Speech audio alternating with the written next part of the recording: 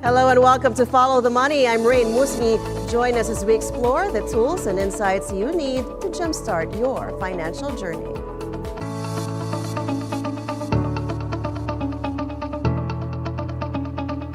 Mexican President Claudia Sheinbaum said Thursday she is confident that a tariff war with the United States can be averted. Her statement comes the day after she held a phone call with U.S. President-elect Donald Trump, did not make clear who had offered what. Sheinbaum said she did not specifically discuss tariffs in a call with Trump after he threatened a 25% import tax that appears to contravene a free trade pact. She said they discussed the causes for which Trump had threatened tariffs, namely illegal migration and fentanyl trafficking, and that in time they would discuss the flow of U.S. guns to Mexican criminal organizations. Well, following the call on Wednesday, Trump declared a win on stopping illegal immigration through Mexico, saying Sheinbaum had agreed to stop migration through Mexico and into the United States, effectively closing their southern border. Sheinbaum, however, said she had laid out a strategy that attended to migrants before they reached the U.S. border. What I proposed to President Trump is the migration strategy that has been strengthened since January 2024 in response to an increase in migration that occurred particularly in the last months of 2023. We are strengthening this integral strategy, which consists of several actions, one of which has to do with working with other countries, particularly with the support that the Mexican government provides through AMEXID, particularly to Honduras, El Salvador and Guatemala in two main programs, Sembrando Vida and Jóvenes, Construyendo el Futuro. U.S. President Joe Biden warns that his successor's plan to impose tariffs in Mexico and Canada could, quote, screw up America's relationships with its closest allies. Biden says he hopes President-elect Trump will reconsider his plan. Trump has announced he will impose tariffs in Canada and Mexico until both countries take stronger action to curb drugs and migrant crossing the border. I think it's a counterproductive thing to do. You know, look, one of the things you've heard me say before that we have an unusual situation in America.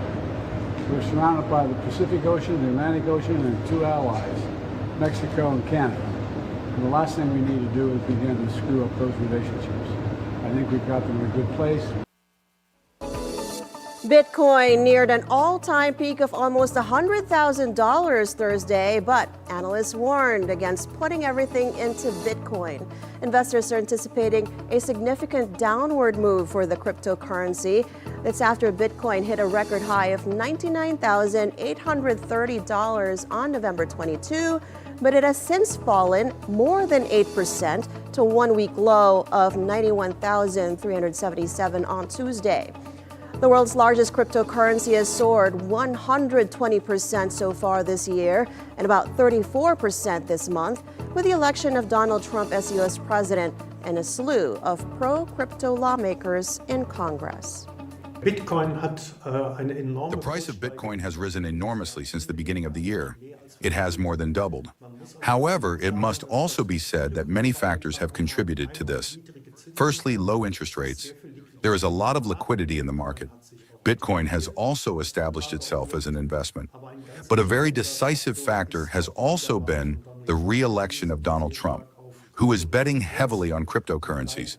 And since 5 November alone, Bitcoin has gained 40%. Unfortunately, it has to be said that the crypto world is still very susceptible to fraudulent measures, be it hacker attacks or the disappearance of Bitcoins, for example.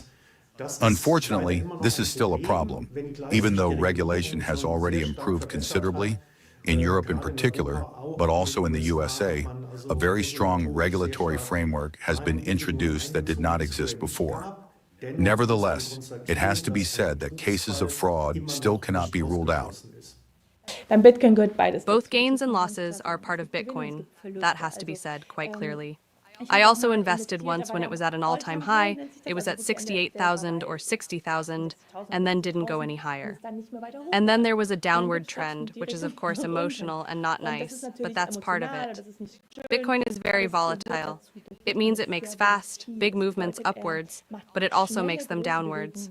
But on the other hand, I've also made a lot of money with Bitcoin. We went in when it was at 20,000, and then it went up to 60,000 in a really short space of time. And that's also nice. It makes you happy too, just like now. I also went back in when it broke down, and of course, I'm happy about these increases that happen in a really short time. I would never put all my money into Bitcoin. 10% of my liquid net assets is perfectly adequate, I think.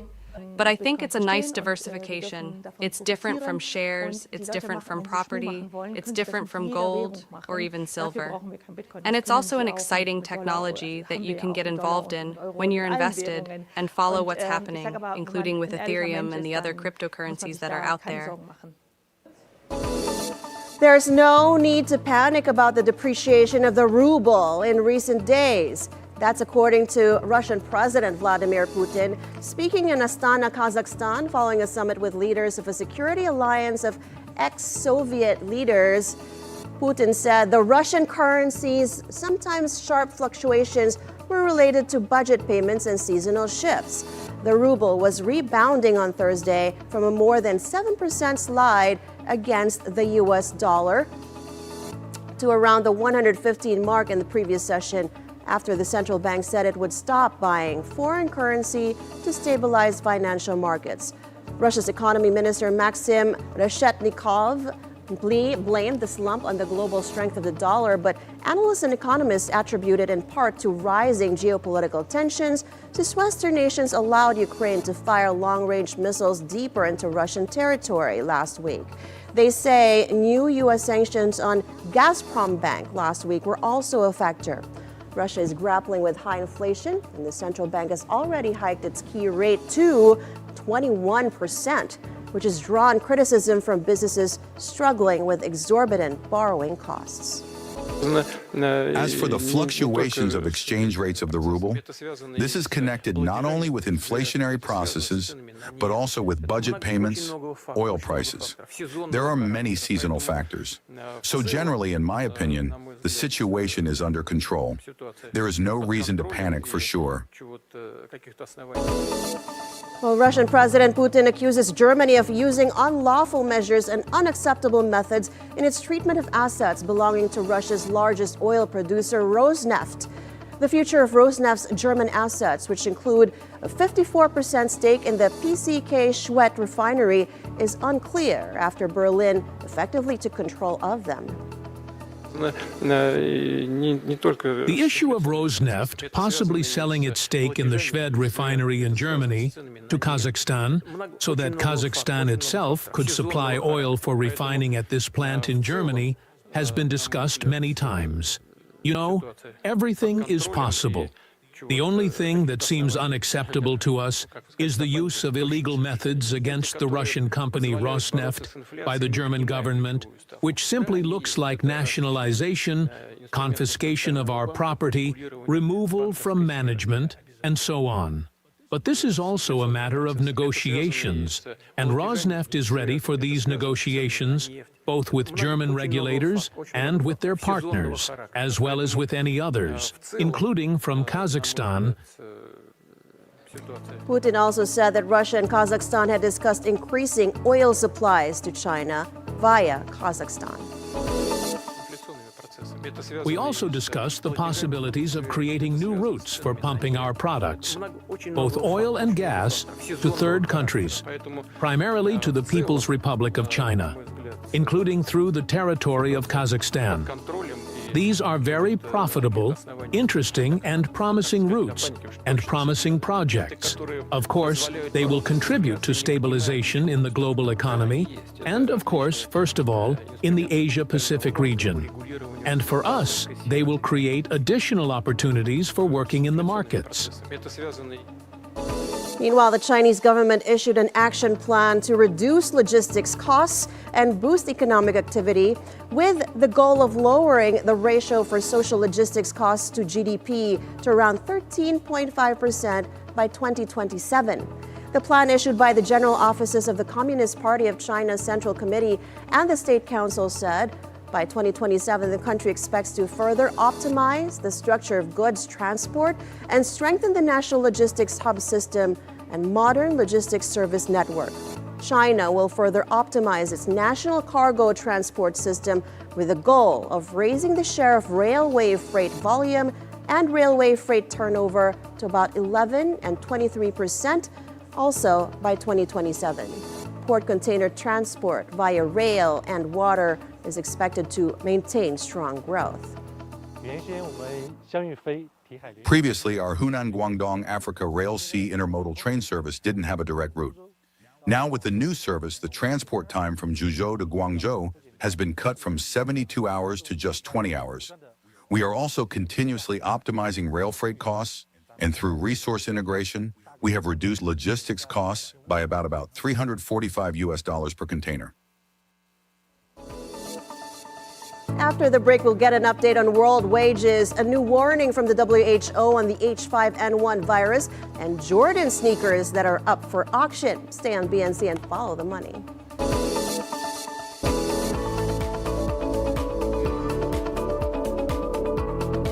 We are giving spotlight with this innovative business enterprises that shares growth in our community.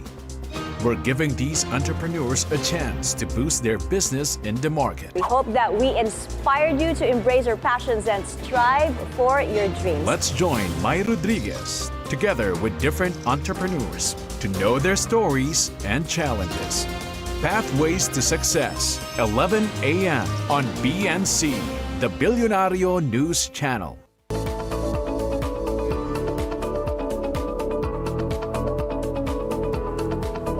Welcome back to Follow the Money. A new report from the International Labor Organization reveals wage inequality has decreased in about 2/3 of all countries since 2000. The Global Wage Report 2024 to 2025 shows wage inequality, which compares the wages of high and low wage earners, decreased in many countries at an average rate that ranged from 0.5 to 1.7% annually. The most significant decreases occurred among low-income countries where the average annual decrease ranged from 3.2 to 9.6% in the past 2 decades. Now, despite this positive trend, significant wage differentials persist worldwide. The Asian Development Bank elects Masato Kanda as its new president. Kanda currently serves as a special advisor to Japan's Prime Minister and Minister of Finance. He will assume office in February next year, succeeding Matsasugu Asakawa. Kanda has 4 decades of experience in the financial sector and has been actively engaged in G7, G20, and other international forums. The World Health Organization called for stronger surveillance in animals for evidence of infection with H5N1 bird flu in order to curb its spread. That's as the U.S. Centers for Disease Control and Prevention reports 55 human cases of H5N1, including in a child, have been reported in the U.S. this year. Most of these cases were from among farm workers who had contact with infected poultry or cows. There has been no person-to-person spread associated with any of the bird flu cases, but dairy and other farm workers are considered to be at higher risk of contracting the virus. The WHO official also urged stronger efforts to reduce the risk of transmission of the virus to new species of animals to humans. Meanwhile, here at home, the Agriculture Department temporarily bans imports of poultry products from California following a bird flu outbreak there. The outbreak was confirmed on October 25th, but the DA says it will still allow products processed or slaughtered before October 11 and accompanied by valid import permits. Meanwhile, the ban on poultry imports from Minnesota was lifted, citing no new bird flu outbreaks in the state. The ban on pork products from Sweden also lifted, as there are no longer new African swine fever outbreaks in the country. Officials hailing the recent move by S&P Global to upgrade the Philippines' credit rating outlook, but a former central bank governor warns political instability could hamper the country's goals. Soo-Jin Kim reports. The country's economic managers laud the credit rating upgrade by Standard & Poor or S&P Global from stable to positive. According to S&P, this could signal the Philippines can achieve an A- credit rating within 2 years. Maybe realistically in 2 years' time we'll get an A rating. If everything goes well, okay? Assuming no external developments, adverse external developments. But Monetary Board member and former central bank governor Ben Diokno also warned that political instability could hamper this goal. Despite this, the government reaffirms its commitment to achieving an A rating. Finance Secretary Ralph Recto, for his part, considers this a big win. He says it could reduce the country's borrowing costs, which would benefit the economy. S&P also highlighted the country's solid economic outlook driven by infrastructure projects and business-friendly policies. From January to September this year, the government allocated over 1 trillion pesos to infrastructure projects, an 11.9% increase compared to 2023. In terms of infrastructure development, we've been very consistent that we will spend 5 to 6% of GDP, if not higher, on our spending priorities. We still spend for our social infrastructure more than the hard infrastructure. The Japan International Cooperation Agency viewed the outlook upgrade as a good sign and an uplifting development. But as you know, among the 5 credit rating companies in the world, there are 2 Japanese credit rating companies. One is JCR, one is R&I. They are already granting grade A. So I believe the current good change or sign of the better credit rating is very natural.